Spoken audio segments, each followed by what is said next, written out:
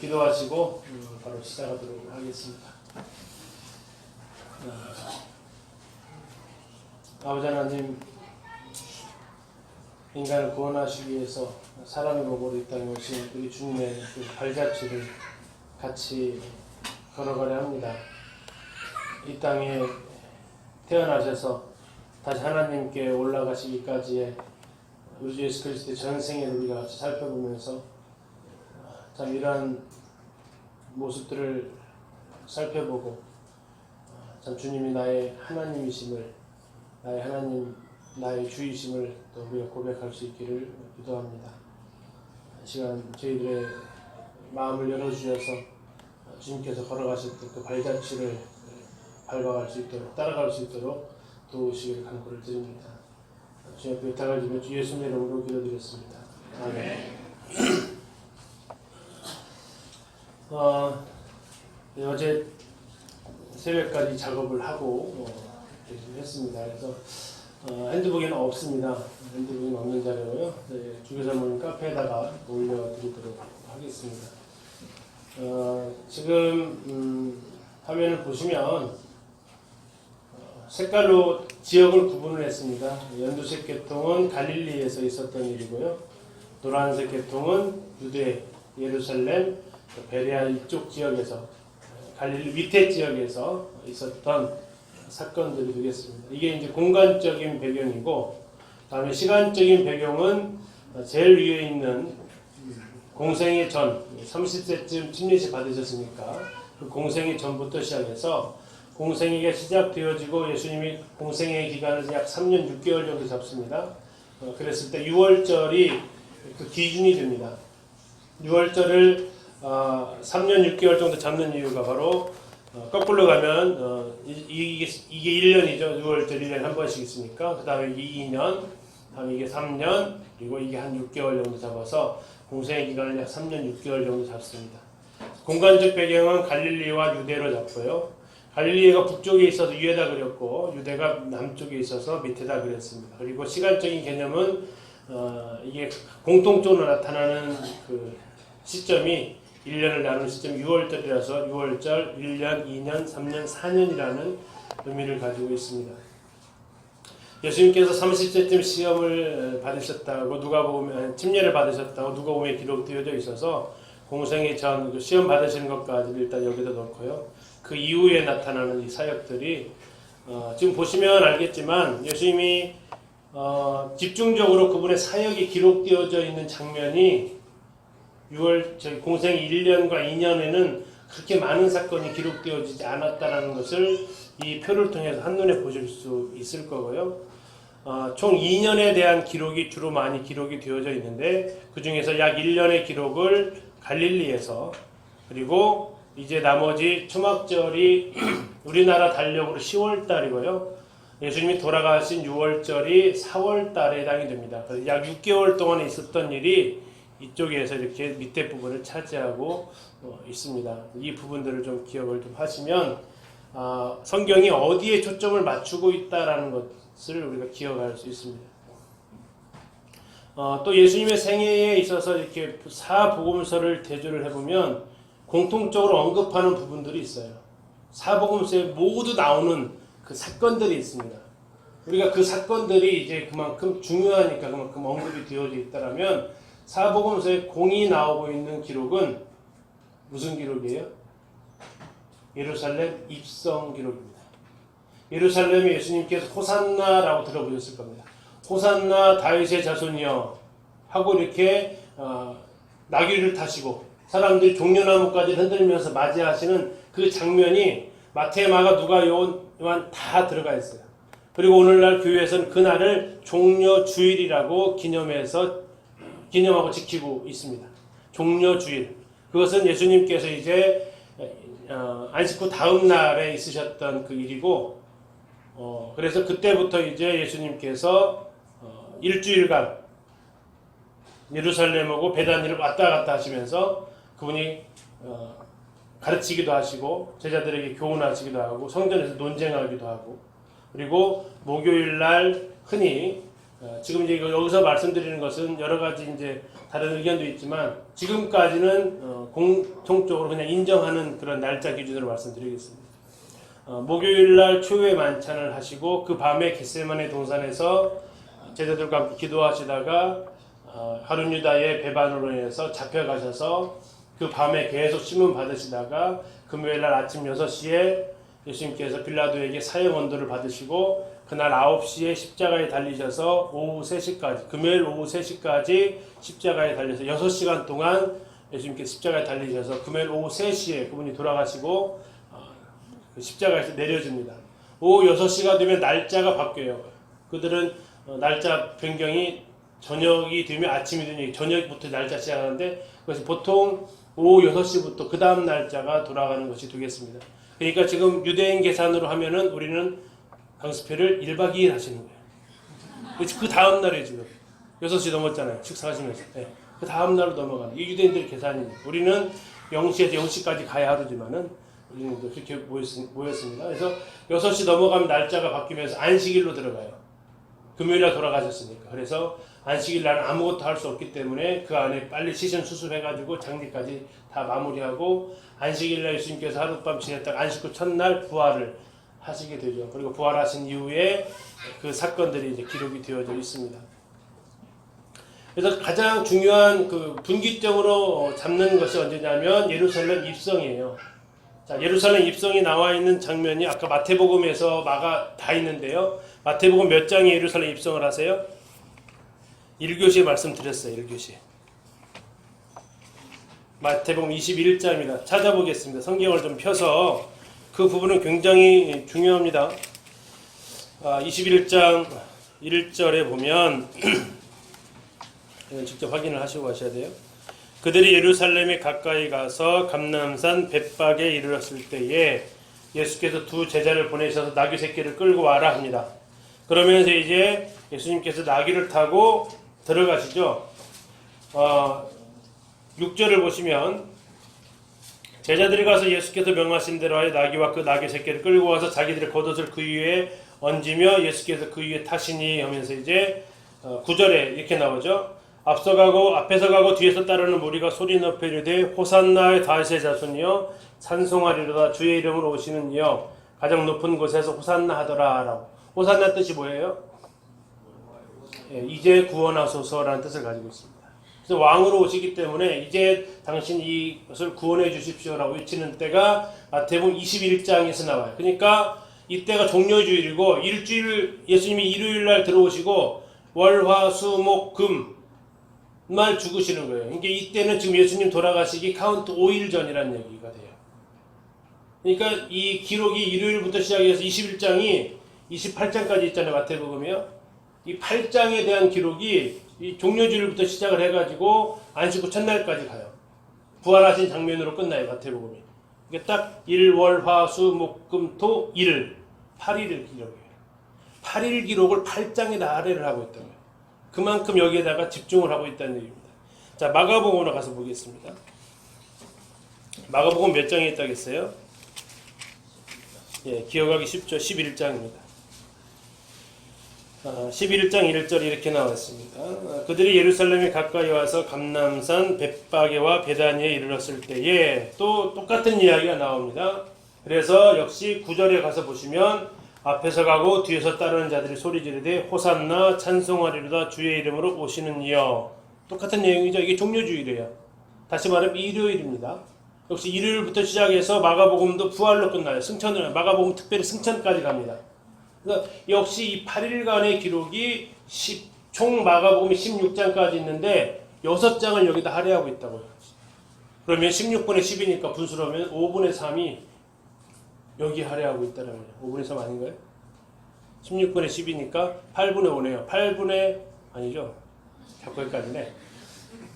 8분의 3? 8분의 5? 맞아요? 네. 이 8분은 아닌데. 16분의 6이니까 네, 8분의 3. 거의 반절 가까운 수치를 여기에다 할애하고 있다는 얘기예요.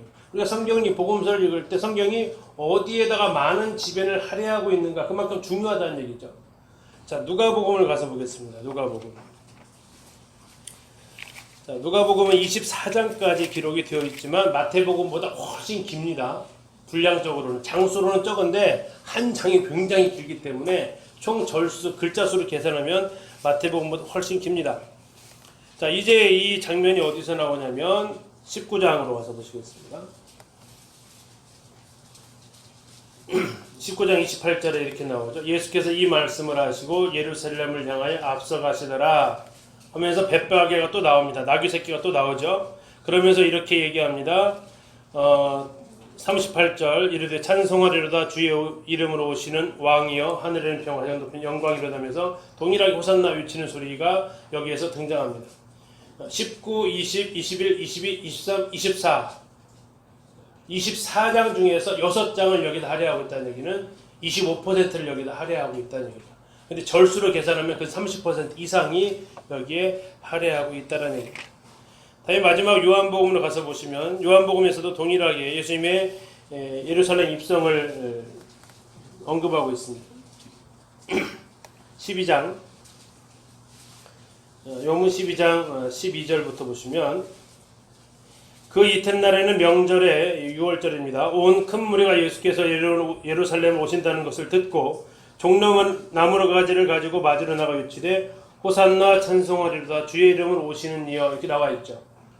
자, 여기서부터 12장부터 시작해서 21장까지 총 10장이에요. 요한복음은. 특별히 요한복음은 마가다락방에서 있었던 사건이 13장부터 마가다락방 사건이 13, 14, 15장까지 기록이 돼요. 그리고 16, 17장은 마가다락방에서 떠나서 기드론 골짜기 지나서 겟세마네까지 가는 기간이 16, 17장 기록되어져 있어요. 그리고 17장에서 이제 기도하시고 18장에서 겟세마네에서 잡히시거든요. 그래서 마가다락방 기록이 3장이나 기록이 되어져 있어요. 예수님 세족식 하시고 떡과잔을 떼서 나눠주시면서 근심하지 말라고 얘기하시고 포도나무 비유 같은 이야기를 하면서 쭉 연결이 되어져 있어요. 이 요한복음은 거의 50%가 이 마지막 8일에 집중을 하고 있어요. 그러니까 이제 그 시점이 어디 시점이냐면 바로 이제 여기서부터가 분량은 예루살렘 입성이라고 써 있는 여기서부터가 지금 성경에서는 거의 한 40% 이상이 이 부분에 온갖 집중을 다 하고 있다는 얘기예요. 글자 하나씩 썼지만 이런 부분들이 차지하는 분량보다는 이 뒷부분이 훨씬 더 많이 차지하고 있고 특히 십자가에 달리시는 그 과정은 굉장히 자세하게 묘사하고 있습니다. 그것은 그만큼 이 사건이 복음서를 쓴 중요한 이유라는 거죠. 그리고 부활로 항상 마무리를 하고 있습니다.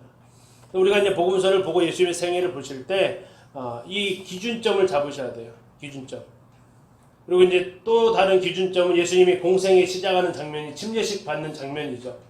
그것이 마태, 마가, 누가, 요한에는 침례식 받는 장면이 정확하게 기록이 되어져 있고, 요한복음에는 침례식 받는 장면보다는 이제 침례를 주었던 침례 요한의 선포가 좀 더 구체적으로 언급이 되어져 있죠. 그래서 공생이 시작하는 그 시점이 하나가 있고, 다음에 예루살렘 입성하는 그 시점이 하나가 있어요. 그리고 이제 중요한 또 하나의 시점은 아까 전체 말씀 시간에 말씀드린 예수 베드로의 신앙 고백 그 시점입니다. 이건 요한복음에는 안 나타나 있어요. 근데 마태, 마가, 누가는 나타나 있어요. 그 이유가 이제 무슨 차이냐? 마태, 마가, 누가복음은 주로 이 갈릴리 쪽에 있었던 일들을 거의 이야기하고 있어요. 그리고 요한복음은 바로 예루살렘에서 있었던 사역들을 중심으로 이야기를 하고 있어요. 그러다 보니까 예루살렘 사역이 중심을 이루다 보니까 갈릴리 저 북쪽에 있었던 가이사랴 신앙 고백을 요한복음에는 기록을 하지 않고 있었던 거죠. 그런데 그 신앙 고백이 굉장히 중요한 시점이 되고 그 시점을 바탕으로 예수님께서 자신의 순환을 예고를 하세요. 베드로의 신앙 고백을 하고 나서 1차 신앙 고백을 듣고 1차 순환 예고하시고 변화산에 올라가셨다가 내려와서 간질병 걸린 귀신 들린 그 아들 제자들이 쫓아내려고 못 쫓아내면서 할 수 있거든요. 무슨 말이냐 믿는 자에게 능치 못할 일 없다라고 하시면서 그 일을 하고 나서 예수님께서 2차 순환 예고를 하세요. 그리고 마지막 3차 순환 예고는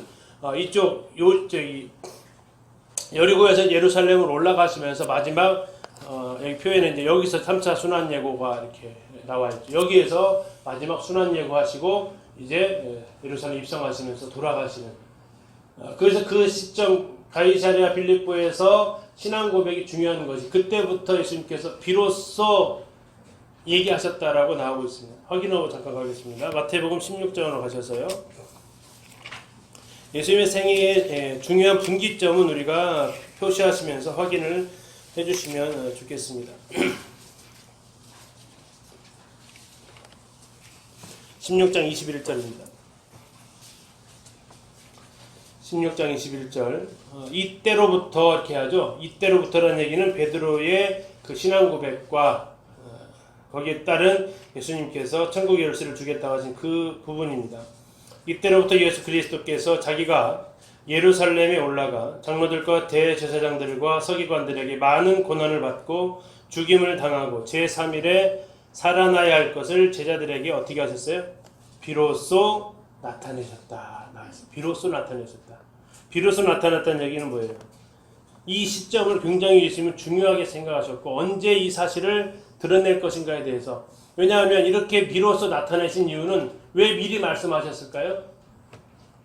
예수님이 말씀하시기를 이렇게 미리 말씀한 이유는 이러한 일이 이루어지고 나면 그분은 우연히 돌아가신 것이 아니고 그분은 예언한 대로 그분은 자신의 죽음을 예고하시고 돌아가셨다는 것을 통해서 이분이 메시아이심을 믿게 하려고 그랬어요. 그런데 이 시점을 예수님은 언제 이것을 터뜨리냐가 그분에게 중요한 시점이었는데 그 시점이 언제였냐면 베드로의 신앙 고백 이후였어요. 예수님을 따라다녔던 그 제자의 입으로 예수님이 하나님의 아들이심을 고백한 그 시점을 잡은 거예요. 그래서 이거 시점은 굉장히 중요한 시점인데 그 시점이 어디냐면 여기에 해당되는 그 시점이에요. 신앙 고백하는 그 시점. 성경에서 이제 그런 포인트를 잡을 때 아까 말씀드린 대로 이 공생이 시작되어지는 이 부분이 있습니다.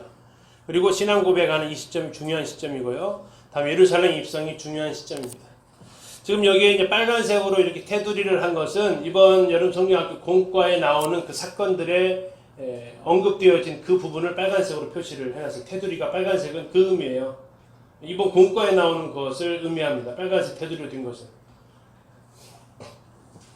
자, 이제 또 하나 예수님의 생애에서 우리가 좀 혼동스럽게 생각하는 부분들이 좀 있는데요. 예수님이 성전을 들어가셔가지고 거기 장사하는 사람 내쫓고 막 이런 일 하시잖아요. 몇 번 이런 일 있었어요? 한 번이에요, 두 번이에요? 한 번이에요, 두 번이에요? 한 번. 네. 왜 한 번이라고 생각하시죠? 왜 두 번이라고 생각하시죠? 이게 이제 연대기적 구성을 해놓으면 분명하게 드러나는 거예요. 자, 1차 성전 정결은 언제 있었냐면 요한복음 2장에서 나타나요. 요한복음 2장에서 나타났다는 얘기는 뭐예요? 생애 초기에 있었던 사건이에요. 예루살렘 1차 6월절 때 예루살렘 올라가셔가지고 성전 정화를 하세요. 니고데모 만나기 전에 있었던 사건이에요. 그것이 성경에 요한복음에 한 번 기록되어 있고 요한복음에만 기록되어 있어요. 그 사건은. 두 번째 사건은 마태마가 복음에 기록되어 있는데 언제 기록되어 있냐면 아까 종려주일에 예루살렘 입성을 하셨죠. 일요일날. 그리고 그 다음날 월요일날 성전 정화를 또 하세요.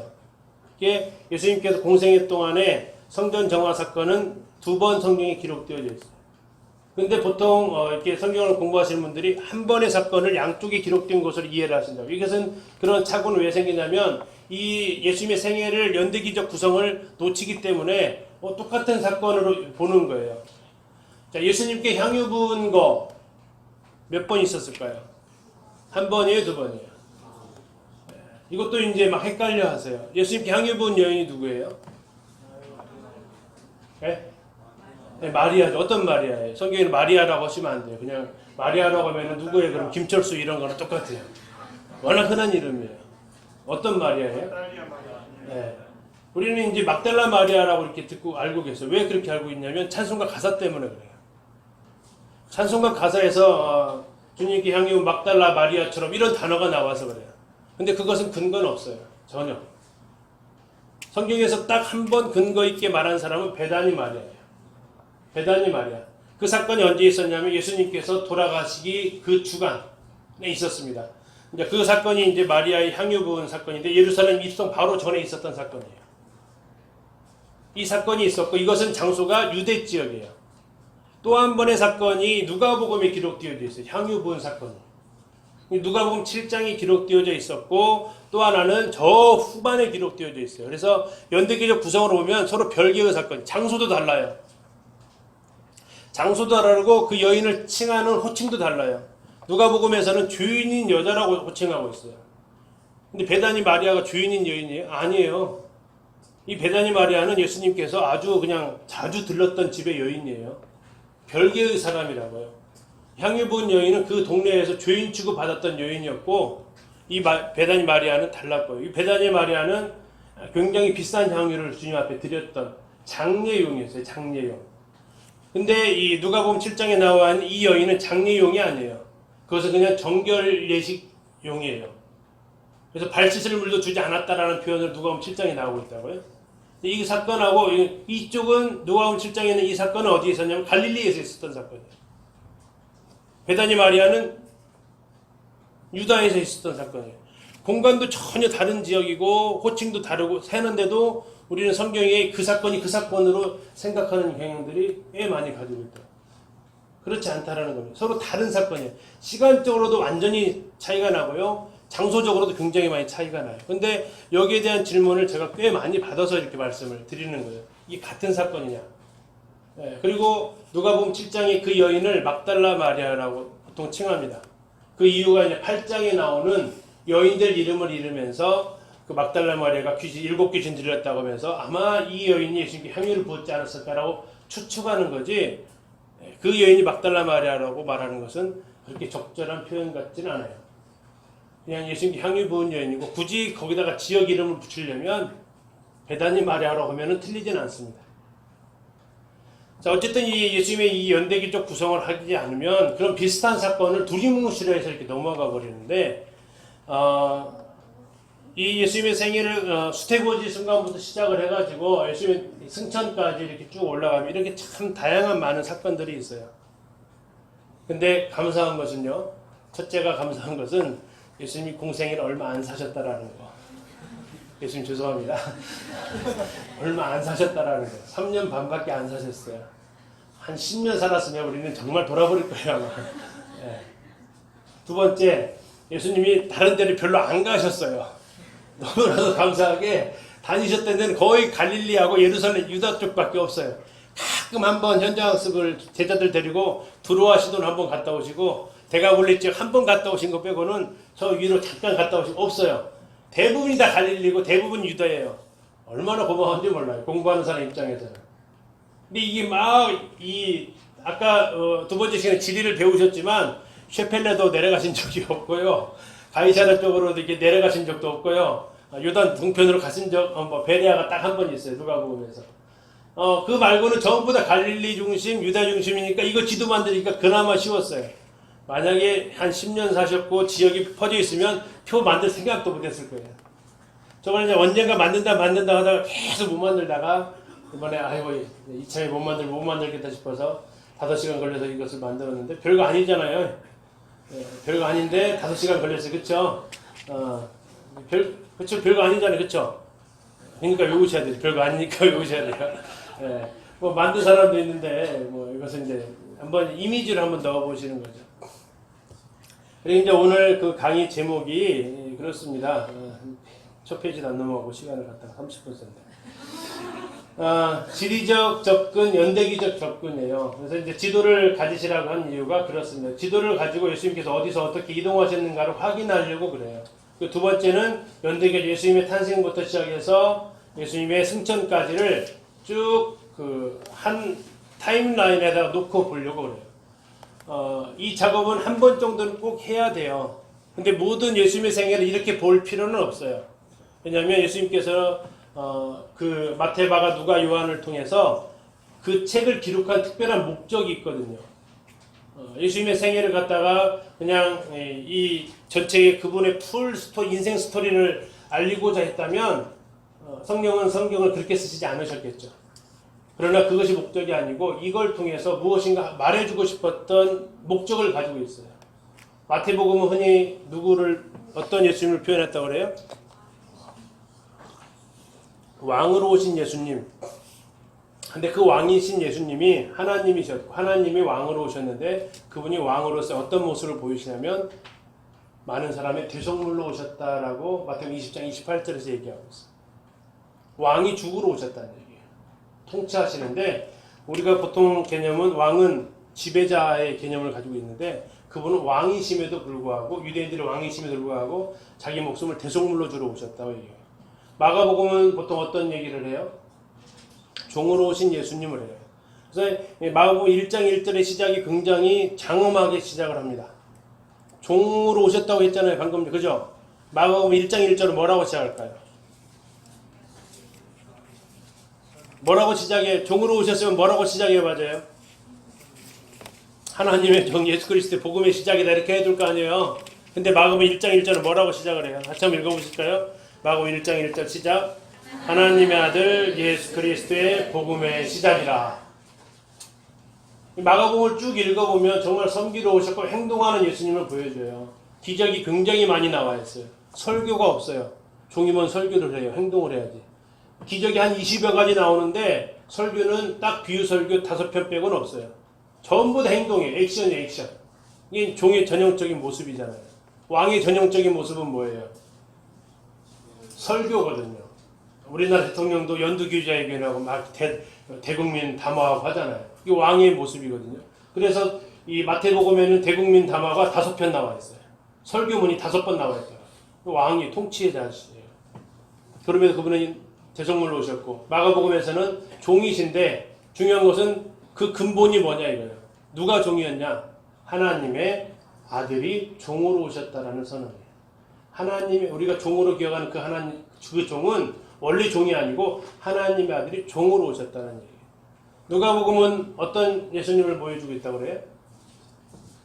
사람으로 오신 예수님을 보여주고 있다고 그래요. 근데 그 사람으로 오신 예수님은 어떠한 예수님이냐면 정말 소외받고 힘없고 가난한 사람들. 그래서 누가복음의 대표적인 구절을 꼽으려고 할 때 보통 누가복음 19장 10절을 꽂아요. 삭개오 이야기를 통해서 인자의 온 것은 잃어버린 자를 찾아 구원하려 합니다. 그래서 인자라고 표현하고 있어요. 사람의 아들을 표현하고 있는데 하나님이 사람의 아들로 오신 목적을 얘기하고 있다고. 뭐하러 오셨어요? 잃어버린 자를 찾으러 오셨어요. 누가복음에는 여인들 이야기가 굉장히 많아요. 지금이야 여기 있는 자매님들이 뭐 동등한 그리스도 안에서 사회적 위치를 누리고 있지만 100년 전에 태어나셨으면 어떠셔요? 여기 이렇게 민낯으로 이렇게 계실 수는 없잖아요. 그렇죠? 같이 붙어 앉을 수도 없어요. 남녀시도 부동산 따로따로 떨어져 있고 공부할 수 있는 권한도 없으셨어요. 그런데 이 누가복음에 예수님 당시라면 어땠을까요?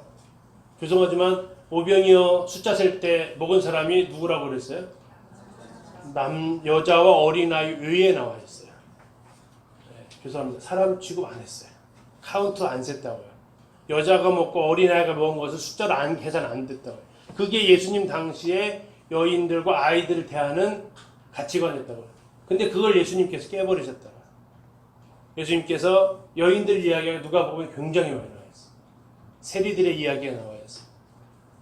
이런 사회적 약자들이 굉장히 많이 나와 있는데 그분이 인자로 오셨다고요. 뭐하러? 잃어버린 자를 찾아서 오셨다는 얘기예요. 요한복음은 어떤 복음서라고 그래요? 하나님의 아들로 오셨다고 해요. 하나님의 아들로. 하나님의 아들로 왜 오셨을까요? 요한복음의 기록 목적은 요한복음 20장 31절에 정확하게 얘기하고 있죠. 오직 이것을 기록하면 너희로 예수께서 하나님의 아들이심을 믿게 하려 하며 또 그 이름을 믿어 생명을 얻게 하려고 했다고 그랬어요. 그 하나님의 아들이 오신 이유가 뭐냐면 생명을 주러 오셨다는 얘기예요. 이 복음서마다 각각 가지고 있는 메시지가 있어요. 근데 이것을 연대기로 묶어놓으면요 그 메시지가 흐려져요. 그래서 그냥 보편적으로 읽으실 때는 그 책에 나타나 있는 예수 그리스도를 발견하시면 돼요.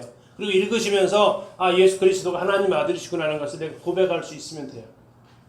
그런데 이 연대기는 왜 해야 되냐면 거기에 대한 전어 문맥을 우리가 찾고 그것을 이해하고 복음서를 가서 보면 더 잘 보여요. 이게 왜 그 예수님의 전체 풀 생애 중에서 마태복음은 그것만 골랐었는가, 마가복음은 왜 그걸 골랐었는가라고 이렇게 그들이 목적을 가지고 예수님의 생애를 가지고 이렇게 끌어오거든요. 그것은 목적을 가지고 있다는 얘기, 이것을 쓴 목적. 그래서 그 복음서를 그대로 읽으면 예수 그리스도를 표현하고자 하는 그 의도대로 읽을 수 있어요. 근데 그것을 더 잘 이해할 수 있게 하기 위해서 지금 이 연대기적 구성을 하는 거예요. 그래서 사복음서에 다 나와 있는 사건들, 오병이어 기적 같은 경우에는 마테마가 누가 요한에 다 나와 있는 기적이거든요. 그런 것들 기점이 이제 이것이 성경을 풀어 헤쳐놓을 때 중요한 기점이 돼요. 공통점을 찾으면 되니까. 그리고 예루살렘 입성이 중요한 기점이 되고요. 아까 이제 가이사랴 빌립보 그 신앙 고백의 기점이 이렇게 이제 하면서 이거 연대기 구성으로 맞출 수 있는데 이 연대기 구성을 이렇게 뭐 보시면 이건 제가 이걸로 보통 책에는 이거 넣어드렸다가 이건 더 안 들어오겠더라고 눈에. 그죠? 눈에 더 안 들어오죠? 더 복잡해 보이죠? 그래가지고 바꾼 게 이거였다니까요. 이거 아까 했던 그거 이거. 네.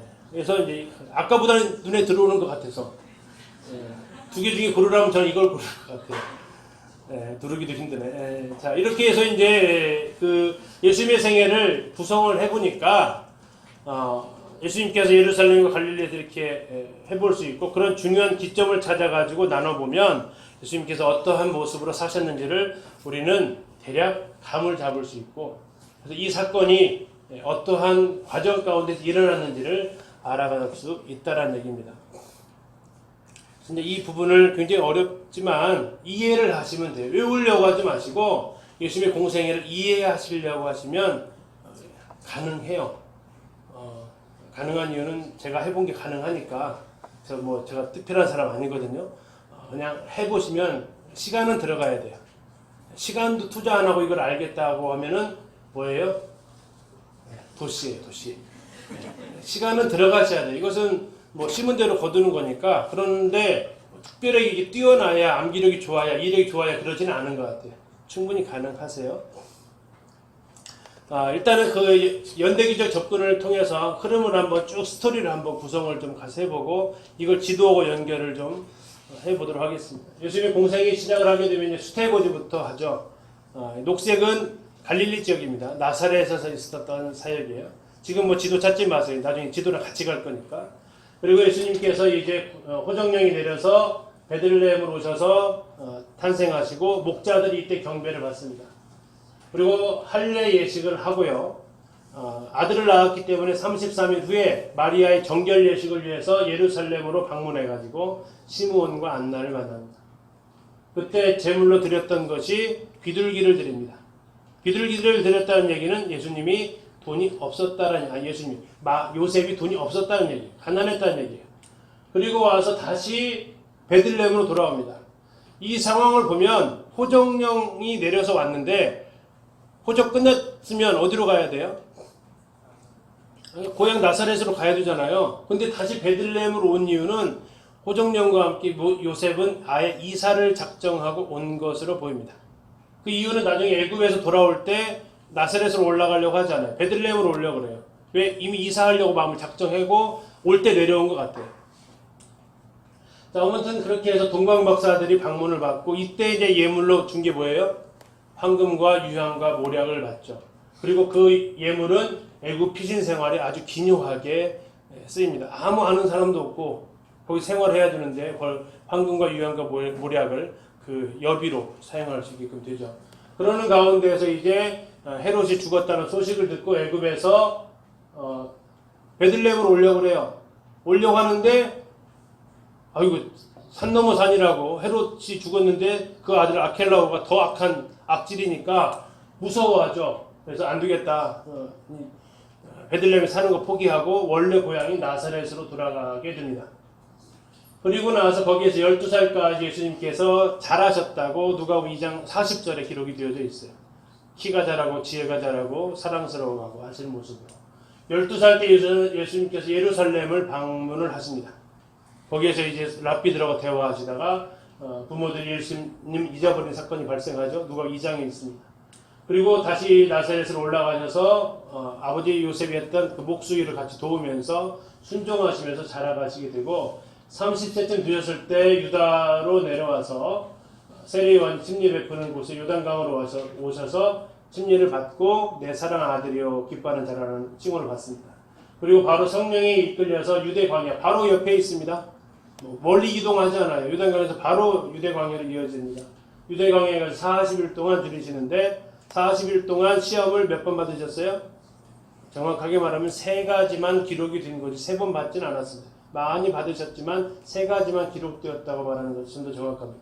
세 가지가 기록되어 있는데 그 기록은 전부 다 창세기 3장에 나와 있는 아담이 넘어갔던 죄악들입니다. 육신의 정욕과 안목의 정욕과 이생의 자랑, 떡으로 돌로 떡덩이 되게 하라. 육신의 정욕이죠. 다음에 천하만국 보여주면서 경배하라. 안목의 정욕이죠. 예루살렘 성전 꼭대기에서 떨어져라.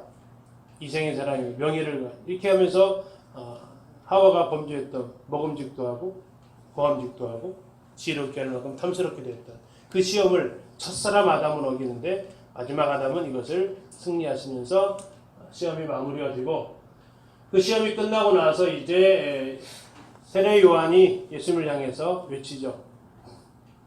그 중에 세례 요한의 제자였던 안드레아 요한이 예수님을 찾아오게 되고 와브라라는 얘기와 함께 예수님의 제자로 이제 합류하게 됩니다. 그리고 그 이외에 빌립이라는 인물이 합류하게 되고 또 베드로가 여기에 대해서 합류하게 되고 그 다음에 나다나엘이 합류하게 됩니다. 이게 요한복음 1장에 나와 있는 사건들이에요. 그렇게 5명의 제자를 데리고 가나 혼인잔치로 갑니다. 이 가나 혼인잔치에 간 제자의 숫자가 몇 명이라고요? 5명이라고요. 가나 혼인잔치 그리면서 거기다 12제자 그리시면 성경을 지금 그 분위기 파악을 못한 결과가 된다. 아까 말씀드린 대로 그 상황을 아셔야 돼요. 동방박사는 예수님을 어디서 만나요? 마곡간에서 만나요? 아니에요. 어디서 만나요? 집에서 만나요. 완전히 달라요. 박사들하고 동방박사들하고 만난 시점은 최소 한 40일 차이 나요. 그걸 같이 언급하셔도 안 돼요. 자, 그렇게 해서 가나 혼인잔치에 가서 가는데 왜 가나로 갔냐면 여기가 나다나엘 고향이에요. 아까 5명 중에 1명 있었죠, 나다나엘이. 거기에 가서 혼인잔치를 하게 되고 그 다음에 가버나움으로 가는 이유는 원래 예수님 나사렛 사람인데 가버나움 가는 이유는 이사할 집을 찾으러 가세요. 잠깐 들으십니다.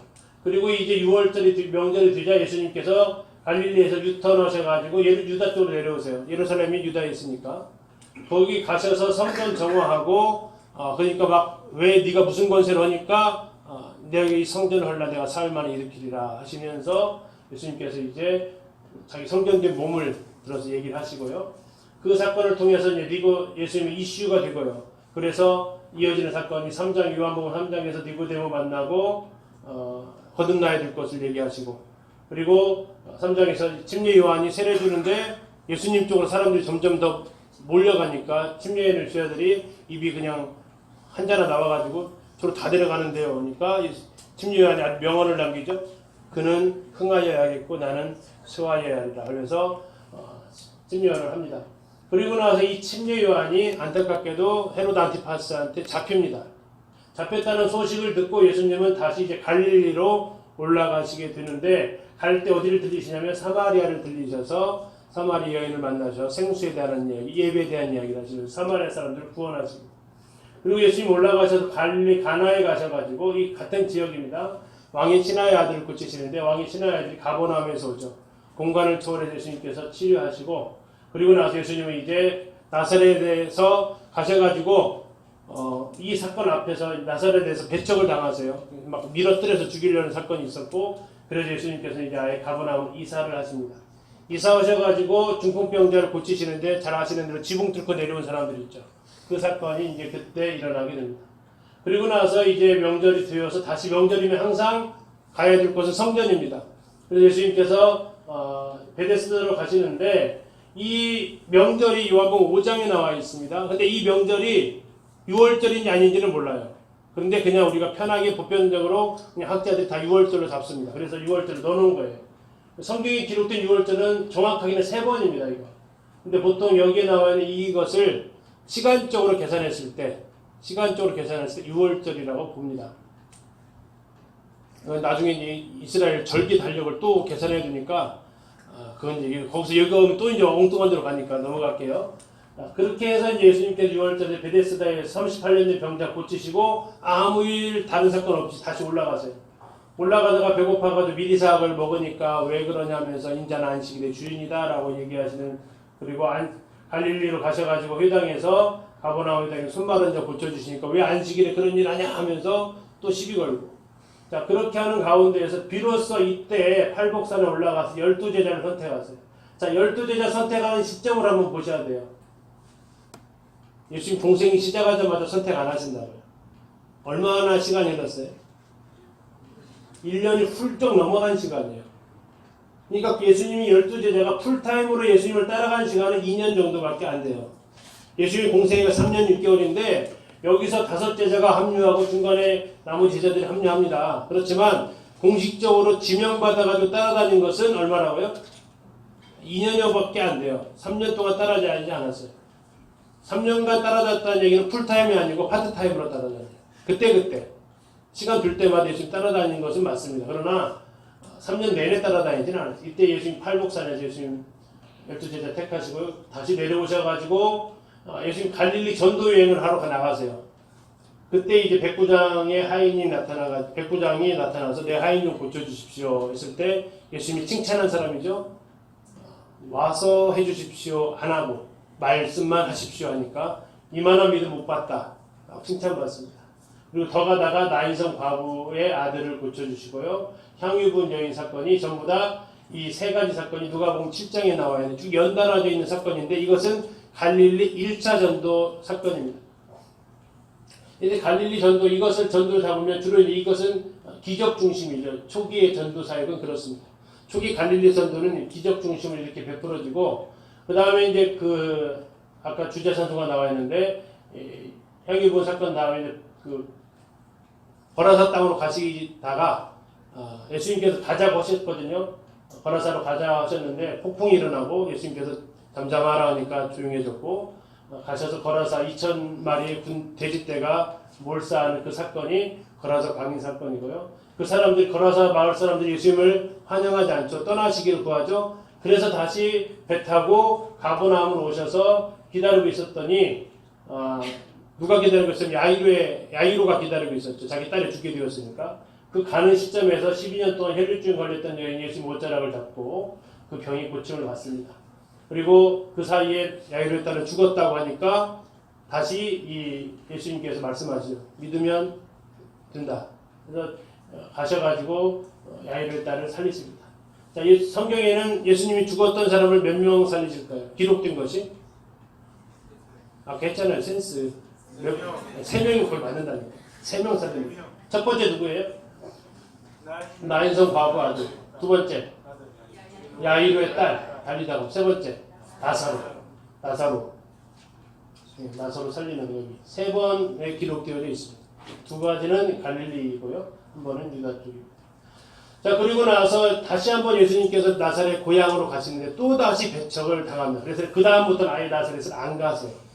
그리고 나서 예수님께서 12제자를 통해서 보내시고 그들이 나가서 막 귀신을 쫓아내고 막 이런 기적을 베푸세요. 그들이 기뻐가지고 오니까 예수님께서 와서 잠깐 쉬자 하면서 데려가는 곳이 벳세다로 갑니다.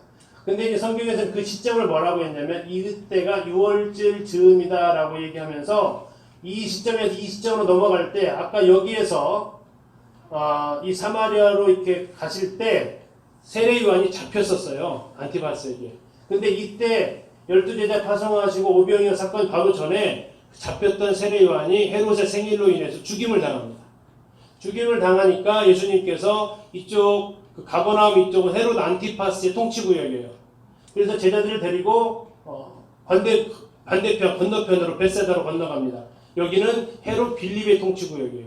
같은 곳이지만 배다른 형제가 다스리는 지역이었어요. 그래서 여기 와서 잠깐 쉬라고 하면서 오병이어의 기적을 베푸십니다. 이 기적은 사복음서에 모두 다 기록이 되어져 있죠. 이때가 6월절 즈음이라고 얘기하면서 마가복음은 굉장히 생생한 기록을 하는데 잔디가 파릇파릇하더라라고 얘기하고 있어요. 자, 이것은 이제 그때 시기로 6월절 그때쯤 되면은 파릇파릇합니다. 지금 이스라엘은 건기입니다. 지금 이스라엘 가면은 파릇파릇한 잔디를 볼 수가 없습니다. 누런 잔디를 볼 수 있어요. 대신 나무는 굉장히 무성합니다. 1월달에 가면 이게 역전이 돼요. 1월달에 가면 잔디가 파릇파릇해 올라오기 시작합니다. 근데 나무는 앙상한 가지만 남아있어요. 그래서 저는 여름에 이스라엘을 꼭 한번 가보고 싶어요. 맨날 1월달에만 가가지고 똑같은 모습만 봤는데 완전 다르니까. 여담이었고요. 이 오병이어가 바로 6월절쯤에 있었다는 얘기예요. 왜냐면 줄 맞춰서 앉았는데 거기가 잔디밭이라고 마가복음을 가서 보실 때 읽을 수 있어요. 그리고 나서 오병이어 그것으로 제자들을 다 보내시죠. 예수님 기도하러 가시고. 그런데 그들이 풍랑을 만납니다. 새벽에. 예수님께서 이제 기도하시다가 무리를 걸어오시니까 유령인가 하고 놀라다가 베드로가 주님 맞아요? 나 걸어갈게요. 와라 했는데 가죠. 몇 발짝 갔을까요? 몰라요. 모르고 하여튼 가다가 푹 빠져버리죠. 그러다 예수님께서 믿음인 자가 이제 왜 의심하느냐면서 즉시 손을 내밀어서 건져주시고 어쨌든 베드로는 무리를 걸은 유일한 사람입니다. 베드로 뭐라고 하지 마세요. 우리는 그럴 믿음도 없습니다. 첫발 뛸 믿음도 없잖아요. 그렇죠? 자, 그리고 나서 예수님께서 지금 아까 말씀드린 대로 이 갈릴리 지역의 상황이 그렇게 여의치가 않아요. 예수님은 어차피 6월달에 돌아가셔야 되고 예수님이 정해진 시기가 있는데 지금 상황에서 물론 예수님께서 뭐 능력으로 다 하실 수 있겠죠. 그러나 예수님은 특별하게 자기를 위해서 기적 베푸신 적은 없어요. 예수님이 하신 모든 기적은 다른 사람들을 위해서 기적을 베푸시지 자기 자신을 위해서는 기적 베푸시지 않아요. 그래서 예수님께서는 자기 신변의 위험이 있자 사이드로 돌아가세요. 갈릴리를 떠나서 어디로 가냐면 이방인의 땅으로 가세요.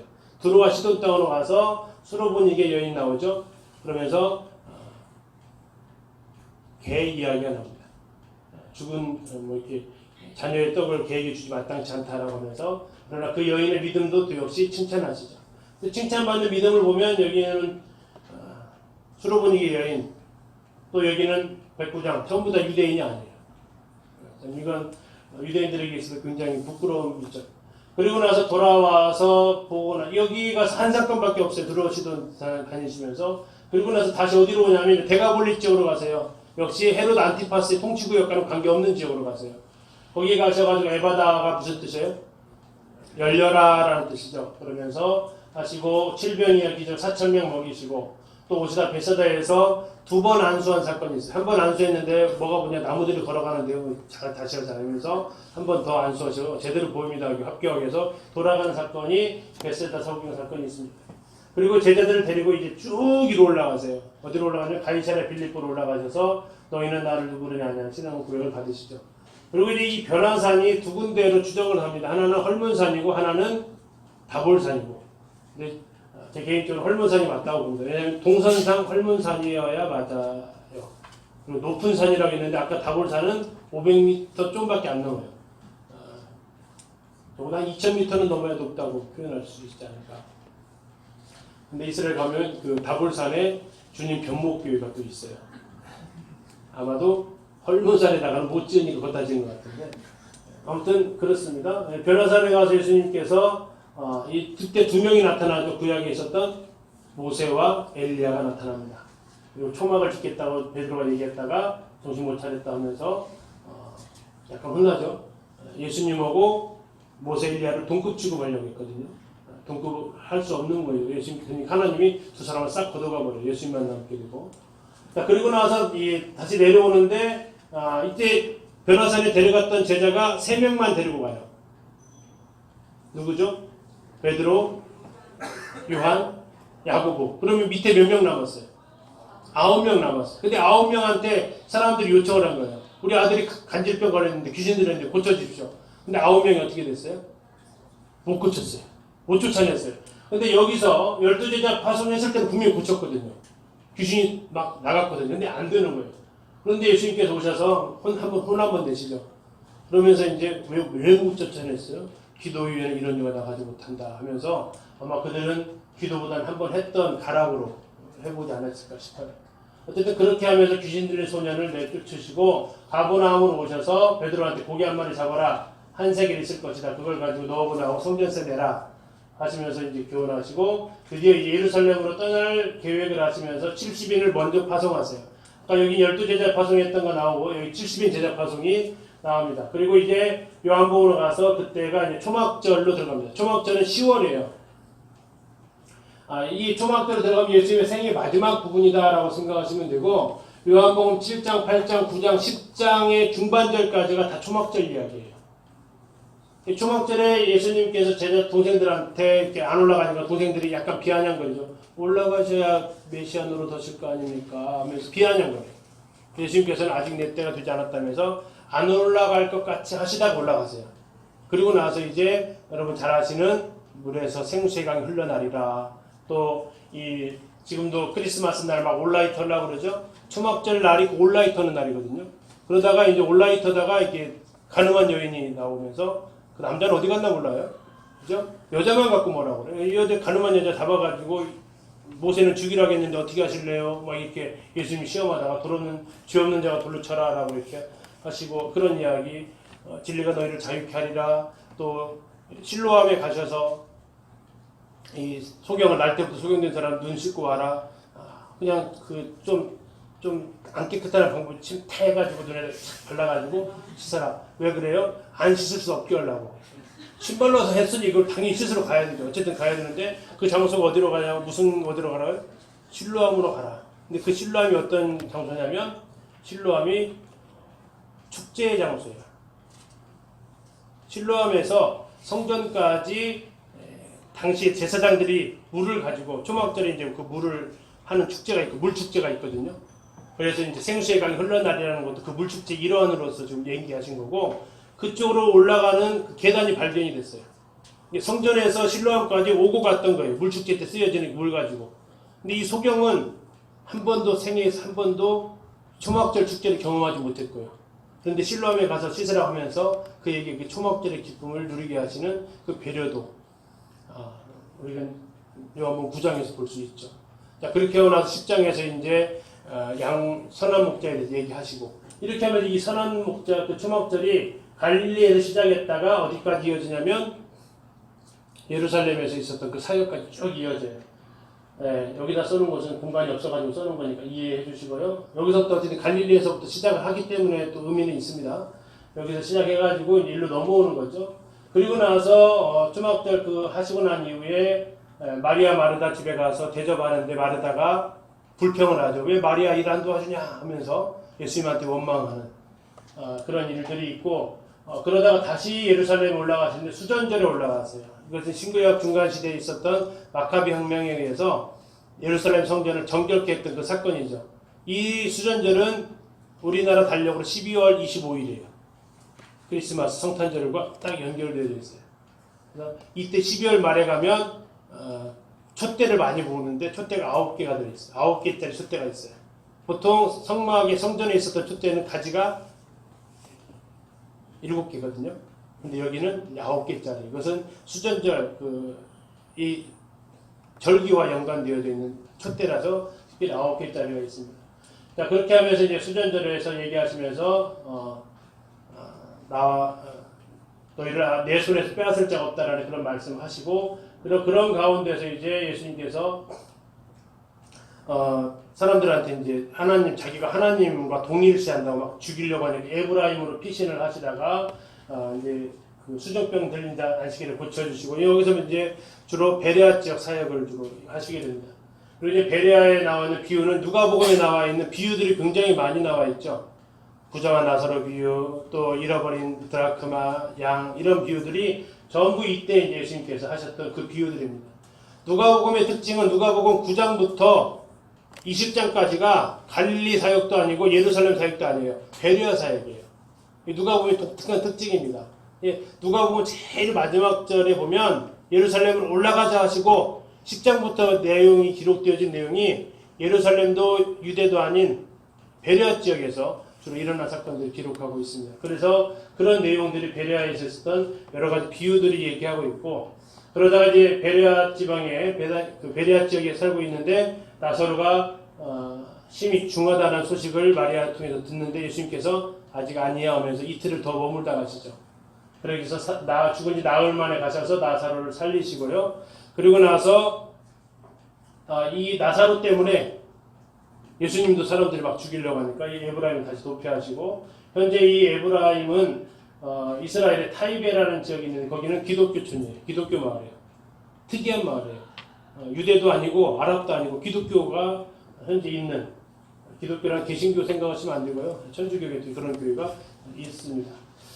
그리고 나서 예수님께서 이제 10명의 문둥병자 중에서 9명은 다 감사하지 않았던 이야기, 또 부자 청년이 와서 어떻게 하면 영생을 얻으리까 하면서 낙타가 바늘기 들어가는 것이 더 쉬울 걸 하셨던 이야기, 그러면서 여리고 들어가시기 전에 예수님께서 이제 죽을 것을 예언하시고 여리고로 들어가셔서 바디메오 소경 고쳐주시고 삭개오 만나서 구원하시고, 그리고 예수님께서 이제 마리아 베다니로 올라오셔서 안식일 6월절 엿새 전에 향유 그 장례를 위한 예배를 받으시고 이제 드디어 종려주일날 예루살렘 성에 낙이 타고 입성을 하십니다. 일요일 날이고요. 월요일 날 예수님께서 성전 정결 사건을 하십니다. 화요일 날 세금 문제, 다음에 계명 문제, 세계부자가 한 글자씩 딴 거예요. 다음에 부활 문제, 다음에 자는 다윗의 자손 문제. 생각나서 다행이네. 이 세계부자를 가지고 계속 성전에서 논쟁을 하시는 사건이에요. 이게 화요일 날 주로 있었고요. 수요일 날은 예수님의 어떤 행적이 기록되어 있지 않고, 수요일 날은 유다가 변심하는 사건이 기록되어 있습니다. 예수님을 파는 것을 계획하게 되고요. 원래 유대인들이 예수님 죽일 계획을 세웠다가 취소를 하잖아요. 야, 지금 상태가 별로 안 좋다. 굉장히 예수님한테 호의적이었으니까요. 호산나 막 다윗의 왕이라고 하면서. 그래서 포기하려고 했는데 다윗이 유다가 와가지고 다시 상황이 반전되죠. 자, 그 이유가 뭐라고 나와 있어요? 예수님이 이때 돌아가셔야만 했기 때문에 그래요. 나중에 뭐 잠깐 말씀드릴 수 있으면 하고요. 어쨌든 유다가 이렇게 예수님에 대해서 은 30에 팝니다. 은 30은 몸값이 아니고요. 정보 제공료예요. 정보 제공료.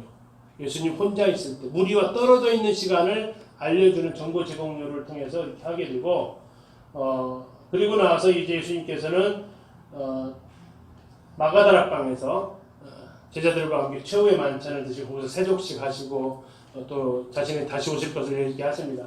그리고 거기서 다 끝나시고 이제 겟세마네 동산, 겟세마네가 기름 짜는 틀이에요. 여기서 기름은 무슨 기름일까요?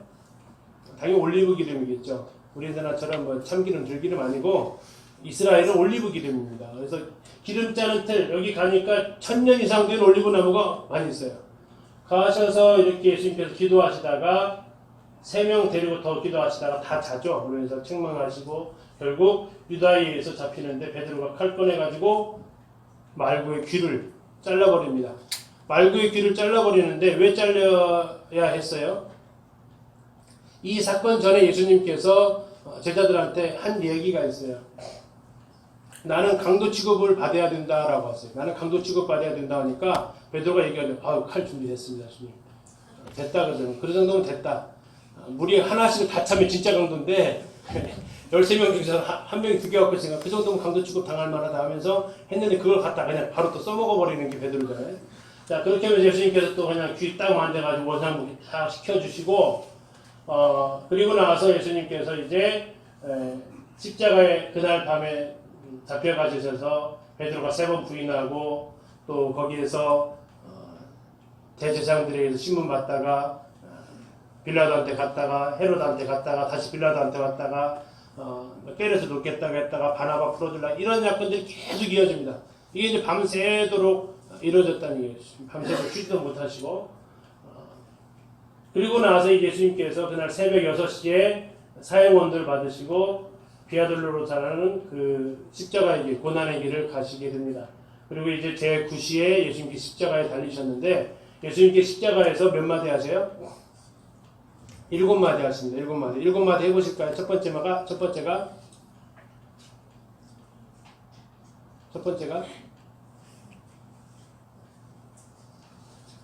이러시면 안 돼요. 이러시면 안 되고, 유언은 청개구리도 지키잖아요. 그렇죠? 청개구리가 유언 지키다가 비만 오면 울고 있잖아요. 이야기 아시죠? 유언은 청개구리도 지키는데 예수님이 십자가에서 유언 7마디 하셨는데 우리는 그것도 기억 못하면 안 되죠. 그죠? 다 모르고 다 이뤘다 하나만 알고 계시면 안 된다고요. 다 이뤘다는 6번째 말씀인데 그것만 하나만 외우지 마시고 7마디가 나와 있어요. 7마디는 정도는 순서대로 좀 아시고 계셔야 돼요. 안 알려드릴 거니까 찾아서 보십시오. 인터넷 검색만 해도 가상치료 금방 나와요. 우리 예수님에 대해서 아는 것이 많은 것 같아도 별로 잘 몰라요. 아셔야 돼요. 7마디는. 굉장히 의미 있는 일곱 말씀 하셨으니까 십자가에서 얼마나 힘든 가운데서 말씀을 하셨어요. 그러면 그 한마디 한마디가 그냥 하셨던 말씀은 아니겠죠. 정말 온 힘을 다해서 말할 수밖에 없는 것이 십자가인데 우리 그 일곱 마디 정도는 정말 외우셔야죠. 순서대로. 그것이 열심히 십자가에서 내 주위에서 담당하셨다고 딱 그냥 열매만 따먹으려고 하지 마시고 그것을 위해서 얼마나 희생을 치르셨는지를 우리는 기억을 해주시면 좋겠습니다. 그리고 나서 일곱 마디 하시고 나서 예수님께서 이제 죽으시고 안식일날 예수님은 요셉의 무덤에 안장되시고 세마포를 입히셔서 안장되시는데 그날 토요일날 하루 지나고 주일날 여인들이 무덤을 찾아가는데 예수님이 뭐 하셨어요? 이미 부활하셔서 아무도 안 계셨어요. 여인들은 갈 때 야 돌 누가 굴려줄까 막 걱정하고 갔는데 이미 굴려져 있었고 자 그러는 가운데에서 부활하신 예수님을 제일 먼저 만난 사람이 누구예요? 막달라 마리아가 예수님을 처음 만나죠. 그리고 나서 이제 예수님께서 엠마오로 가는 두 제자에게도 나타나시고요. 또 도마가 없을 때 한 번 나타나셨다가 도마는 의심 많은 제자로 이제 평생 지금까지 낙인 지켰어요. 있을 때 그 자리에 있어야 되는데 있다가 그날 하루 없어가지고 예수님 나는 내 눈으로 보고 믿을 거야 손가락 꼭 찍어보야 될 거야 했다가 예수님 그 다음날 나타나셔가지고 이제 책망을 하시죠. 너는 본으로 믿느냐? 보지 못하고 믿으면 더 복되다 라고 하십니다. 근데 문제는 이게 문제가 아니고 예수님께서 부활하신 다음에 어디서 만나자고 했죠? 갈릴리에서 만나자고 했거든요. 그런데 예수님 부활하셨다는 소식 들었으면 이 제자들은 전부 다 갈릴리로 가야 돼요. 특별히 예수님께서 부탁을 했거든요. 막달라 마리아한테. 제자들한테 가서 갈릴리에서 보자고 해라. 근데 예수님은 아마 갈릴리 가셨을 거예요. 그건 공간이동이 가능하시니까 부활하셨으니까. 근데 기다리다 안 와. 그래서 다시 오셨어요. 너희들이 평강이 있을지어다 오셨는데 그 다음 일요일날 됐는데 또 안 와. 또 오셨어요. 그때 마침 도마가 있었고 그래서 도마한테 옆구리에 넣어봐라고 하시죠.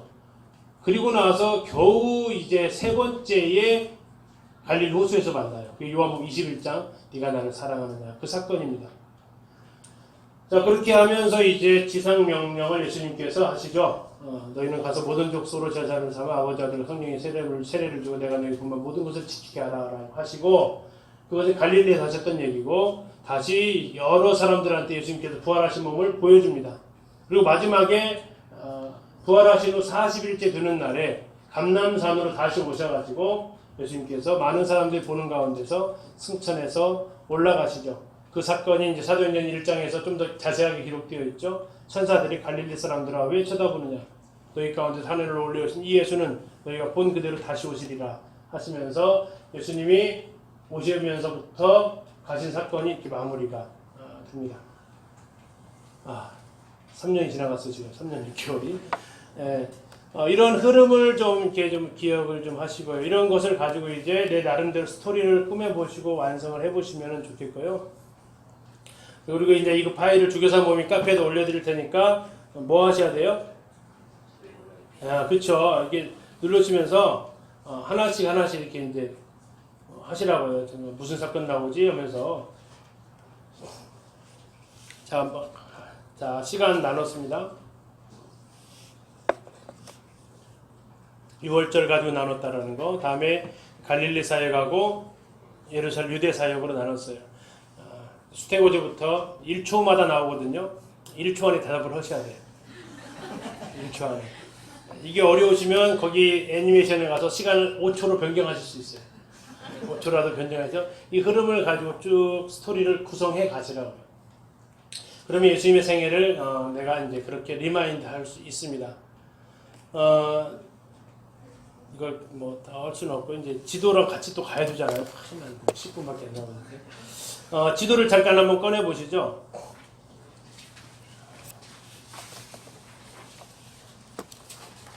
뒤에 있는 것은 이제 개인적으로 참고를 좀 하시고요.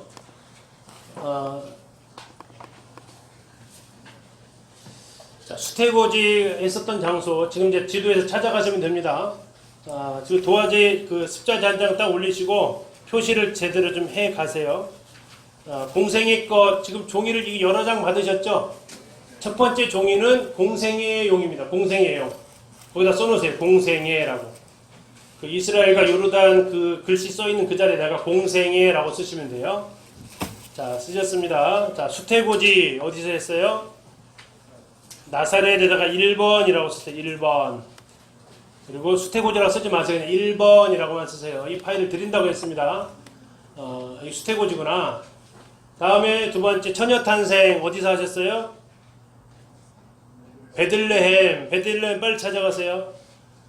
베들레헴 예루살렘 밑에 있는데 예루살렘 어디 있어요? 또 물어보시니까 그러면 안 되고 사해바다 그 경계선 아까 말씀드린 거 아시죠? 예루살렘에서 1cm 정도 내려오면 베들레헴에 거기다 2번이라고 쓰십시오. 2번. 다른 건 쓰지 마세요. 다음에 정결례식 하시러 다시 어디로 가세요? 예루살렘 3번. 예루살렘 3번. 그 다음에 동방박사 만났는데 어디서 만나죠? 베들레헴에서 만나요. 이게 4번. 그러니까 2번하고 이제 구분을 하시지 않으면 24가 되니까 구분 잘 하세요. 2번 점을 찍으시든지. 자, 같은 장소에서 좀 여러 개 사건이 일어나서 그래요. 다음에 애굽으로 피신 가시는데 애굽 이집트라고 써있는 글자 있는 데 있어요. 그죠? 거기다가 5번. 다음에 베들레헴 가려고 했다가 다시 나사렛으로 가십니다. 나사렛 가서 6번. 자, 근데 거기에 아까 지금 1번 써있기 때문에 구분해서 쓰셔야 되고요. 다음에 12살 때 어디 오셨어요? 예루살렘에 오셨어요. 거기다가 7번. 예루살렘도 지금 하나 더 있죠. 3번 있었을 겁니다. 3번 옆에다가 표시하시고요. 다음에 다시 30살까지 어디서 사셨어요? 나사렛 올라갑니다. 나사렛 숫자가 몇 개 써 있어요? 3개 써 있습니다. 8번. 그러면 1번, 6번, 8번이 나사렛에 써 있겠네. 그죠? 다음에 침례받으러 오셨어요. 어디로 오셨어요? 요단강으로 가셔야 됩니다. 요단강은 어디 쪽 요단강이냐면 거기 출입국 관리소라고 있는 데 있습니다. 여리고라고 여리고 옆에 있는 그쪽 요단강 그쪽에다 잡으시면 되는데요. 뭐 아무데나 잡으세요. 사해바다 바로 위에 쪽에다가 잡으시면 됩니다. 여리고 근처에다 잡으시면 됩니다. 그 다음에 이제 예수님께서 시험을 받으시는데 시험 받으시는 데가 유다 광야입니다. 유대 광야 어디예요? 유다강 건너편에 이쪽에 있습니다. 그래서 어디 정도 찍으시면 되냐면 그 여리고에서 예루살렘 그 사이에다가 번호 써놓으시면 됩니다. 예루살렘과 그쪽이 전부 다 유대 광야입니다. 어디 특정할 수는 없고요. 물론 유대 광야에서 시험 받으시는데 3번 광야로 가셨다고 하는데 성전 꼭대기에서 떨어져라라고 했으면 그 시험을 어디로 오신 거예요? 다시 예루살렘으로 오셔야 되는 거예요. 예루살렘 여리고는 이렇게 왔다 갔다 할 수 있는 거리예요. 천하 만국을 보였다고 했을 때는 보편적으로 헤롯의 궁전을 보여줬다고 합니다. 여리고에서 높은 산으로 올라가시면 되고요. 그래서 그냥 유대 광야라고 이렇게 하시면 돼요. 자, 이게 지금 다 끝났어요. 다 끝났었다고요. 지금 공생에. 자, 이제 번호 이동하는 것을 체크하시라고요. 어디로 갔는지. 되셨죠? 자, 두 번째 장 올리시고. 두 번째 장 올리시고 6월절 1년이라고 쓰시죠. 6월절 1년. 이제 광야 시험 끝나시고부터예요. 자, 첫 번째 이제 무슨 일이 벌어지냐면 5 제자를 선택합니다. 이거 어디서 있었어요? 유대 땅에서 있었어요. 유대 땅에서. 유대 땅이면 주로 어디 있을까요? 이가 아까 유대 광야 그 근처에다가 1번 쓰시면 돼요. 아까. 이건 뭐 정확히 어디 지점이 안 나와 있습니다. 유대 광야 아까 쓰셨던 데 있죠? 10번 쓰셨던 데 거기다가 1번 쓰시고. 자, 그 제자들 데리고 어디로 가세요? 어디로? 갈릴리 가나로 가십니다. 저기로 올라가셔서 가나로 가셔서 거기다 2번. 그리고 다시 이제 가버나움으로 가십니다. 이사하기 위한 장소 물색입니다. 가버나움 3번. 그리고 예루살렘으로 오세요. 예루살렘 성전 정화하러 오십니다. 예루살렘으로 다시 오세요. 4번. 그리고 거기에서 니고데모 만납니다. 다 예루살렘입니다. 5번. 침례 요한 사건은 요단강입니다. 에논 근처라고 나와 있는데요. 에논이 어디냐면 벳산 밑에 있어요. 벳산 밑에. 벳산 밑에가 에논 근처라고 하는데요. 하여튼 그 근처 하여튼 요단강 이쪽에서는 전부 요단강이라고 위치만 파악하시면 돼요. 그리고 나서 이제 다시 예수님께서 사마리아로 올라갔습니다. 사마리아 몇 번이에요? 7번. 근데 사마리아로 거기다가 사마리아에다 치시면 안 되고 이게 세겜 있는 데서 있었어요. 세겜에다가 치셔야 돼요. 죄송합니다. 좀 늦었네요. 세겜성에 있는 곳에 있습니다. 자, 그리고 이제 다시 가나로 올라갔습니다. 가나로 가셔서 8번 신하의 아들을 고쳐주시고요. 그리고 가버나움으로 다시 갔습니다. 9번 가버나움 이사.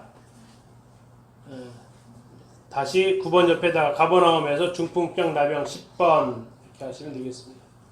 이게 지금 이제 1년 차입니다. 1년 차. 종이 바꾸시고요. 바쁘십니다. 이제 2년 차입니다. 2년 차. 2년 차의 출발은 예루살렘으로부터 출발합니다. 베데스다는 안 나와 있을 거예요. 예루살렘에다 치시면 됩니다. 예루살렘에다 1번 6월째 2년 차부터 출발합니다. 베데스다 1번 하셨죠? 자, 그리고 나서 이제 올라오는 길에 갈릴리 쪽으로 올라옵니다. 어딘지는 정확하진 않습니다. 거기서 미리삭 사건이 있고 손마른 자 있는데 가버나움 쪽으로 그냥 가겠습니다. 가버나움에다가 2번 쓰십시오. 미리삭은 그냥 농지이기 때문에 어딘지 모르겠어요. 근데 이제 손마른 자 사건은 가버나움 회당에서 있었습니다. 그래서 가버나움 손마른 자 2번. 다음에 3번 12제자라고 되어 있는데요. 이제 팔복산인데요. 어디쯤이냐면 가버나움 위에 그리고 고라신 중간 이 정도다가 표시하시면 대략 그 근처입니다. 가버나움에서 얼마 안 떨어져 있습니다.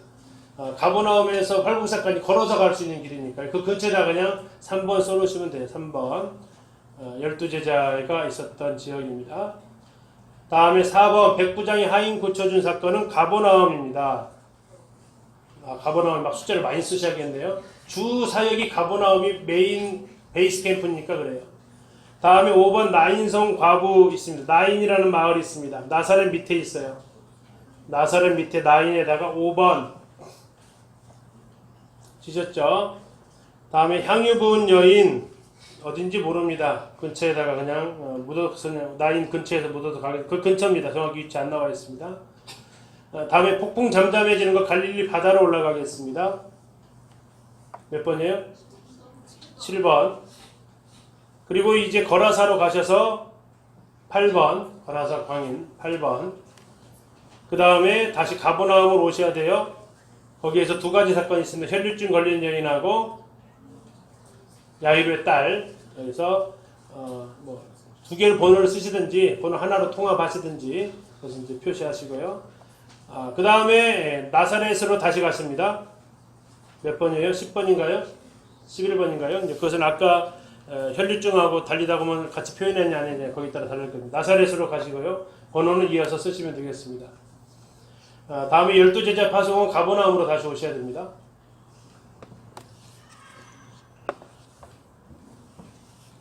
자, 이제 넘어가시겠습니다. 이제 지금 네 번째 장입니다. 3년 6월절 세 번째입니다. 이때 예루살렘에 올라가셔야 되는데 안 올라가세요. 지금 분위기가 이때가 요한이 죽었을 때라고 말씀드렸습니다. 벳세다로 가겠습니다. 벳세다 오병이어 거기가 1번입니다. 1번 오병이어의 기적을 베푸셨고요. 2번 무리를 걸었으니까 어디로 가야 돼요? 갈릴리 호수로 가야겠죠. 갈릴리 바다 한가운데다가 2번 무리를 걸으셨고요. 3번 저쪽 두로 쪽으로 가셔야 됩니다. 레바논 저 위에 있습니다. 시도는 안 나와 있습니다. 두로 위에가 있는데 두로 쪽에다 그냥 표시하시면 되겠습니다. 얘가 3번 굉장히 바깥 사이드로 돌아가셨죠. 다음에 4번 데가볼리 쪽으로 가십니다. 데가볼리가 거라사 오른쪽에 있는 데가 거의 다 그쪽이 다 데가볼리 지역이에요. 거라사 밑에 정도 이렇게 그 가다라 지방이라고 밑에 있을 거예요. 가다라 찾으셨나요? 가다라 지방이 큰 도의 개념입니다. 그래서 그냥 그 가다라 쪽에다가 그냥 에바다하고 칠병이어를 같이 묶어서 데가볼리로 하겠습니다. 다음에 그렇게 해서 4번, 5번을 하시고요. 다음에 6번은 벳세다로 올라갑니다. 또 위로 올라가네요. 이때 위로 올라갈 때는 걸어서 가지 않고요. 밑으로 내려왔기 때문에 배 타고 올라가요. 예수님께서. 이게 배 타고 남북을 아마 횡단하신 것으로 보여집니다. 베사데 소경 고쳐주시고 더 위로 올라갑니다. 가이사랴 빌립보 7번. 가이사랴 빌립보 7번. 거기에서 신앙 고백을 받으시고 8번 변화산은 헐몬산으로 가겠습니다. 그냥 여기서는 헐몬산 8번. 그래서 주님 변화하시고요. 9번 귀신 들린 소년 내려와서 정확히 어딘지 위치는 모릅니다. 그냥 생략하겠습니다. 가버나움으로 가겠습니다. 가버나움으로 가셔서 성전 세납부 9번 가겠습니다. 가버나움에서 성전 세납부. 다음에 70인 파송도 가버나움입니다. 다음에 초막절로 가자라는 것도 역시 가버나움입니다. 그래서 성전 세납부 70인 파송 초막절은 가버나움에 있었던 그 사건이고 초막절을 됐으니까 예루살렘으로 내려가야 되겠죠. 자, 그래서 마리아와 마르다 사건 베다니입니다. 베다니는 예루살렘 옆에 있습니다. 몇 번이에요? 베다니가? 10번인가요? 11번. 자, 그 다음에 수전제를 지키기 위해서 어디로 가세요?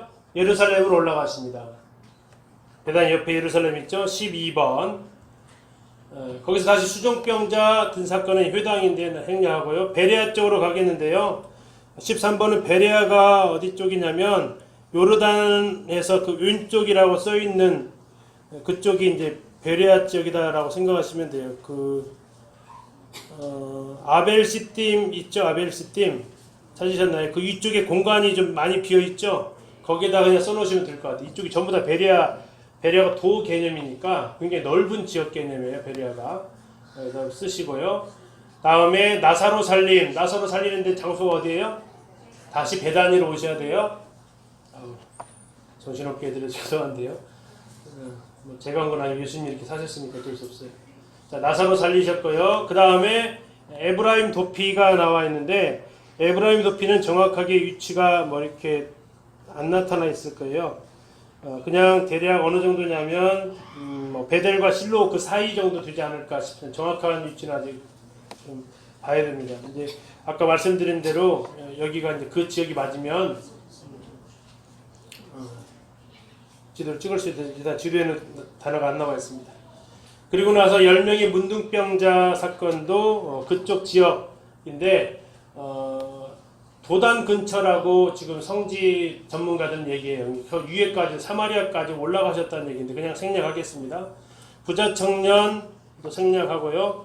자, 3차 순환 예고 점에서 여리고로 가겠습니다. 여리고. 그냥 뭐 특정한 장소가 딱 언급이 안 돼 있어서 여리고 바디메오로 가겠습니다. 여리고 찾으셨죠? 그 다음에 삭개오도 똑같이 여리고입니다. 하나로 묶겠습니다. 자, 마리아 향유 부은 사건은 베다니로 가셔야 됩니다. 베다니로 가셔서 향유 부은 사건 합니다. 자, 이제 많이 지저분해졌는데 이제 다 예루살렘이에요. 그 다음부터는 뭐 갈 데도 없어. 예루살렘 입성하셨고요. 성전 정결 예루살렘이고요. 세계부자 논쟁 성전에서 하셨고요. 유다 변심도 예루살렘이고요. 최후의 만찬도 예루살렘이고요. 겟세마네도 예루살렘이고요. 다음에 십자가 달리신 것도 예루살렘이고요. 그 다음에 부활도 예루살렘이고 막달라 마리아도 예루살렘이고 엠마오로 가는 제자가 하나 더 있네요. 추가됐네요. 엠마오로 찾아보시죠. 엠마오. 예루살렘에서 왼쪽으로 가시면 됩니다. 예루살렘에서 왼쪽에 엠마오 있습니다. 몇 번이에요? 뭐 하여튼 번호가 많이 갔어요. 참고하시고요.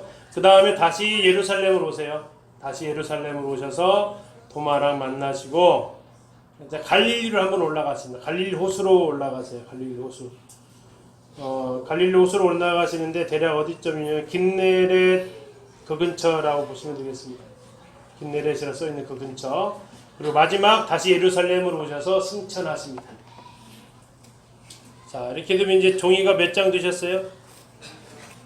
그 보시고 이제 뒤에 딱 보시고 방법은 그렇습니다. 표시해 놓은 것을 딱 보시고 여기에 일단은 타이틀은 여기 써 있으시잖아요. 그쵸?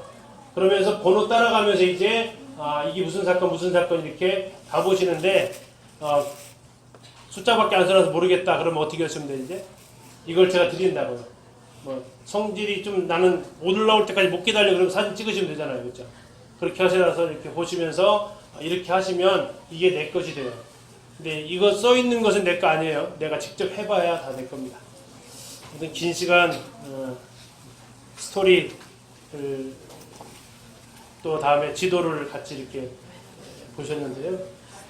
이제 나머지 시간은 내가 직접 부딪혀보는 시간입니다. 제가 도와드릴 수 있는 것은 여기까지인 것 같고요. 정말 예수님의 생애에 대해서 우리가 전체적으로 쭉 스토리를 구성해 갈 수 있었습니다. 제 개인적으로 했던 것 중에서 제일 좋은 것은 잠 안 오시는 분들 계시죠? 불면증?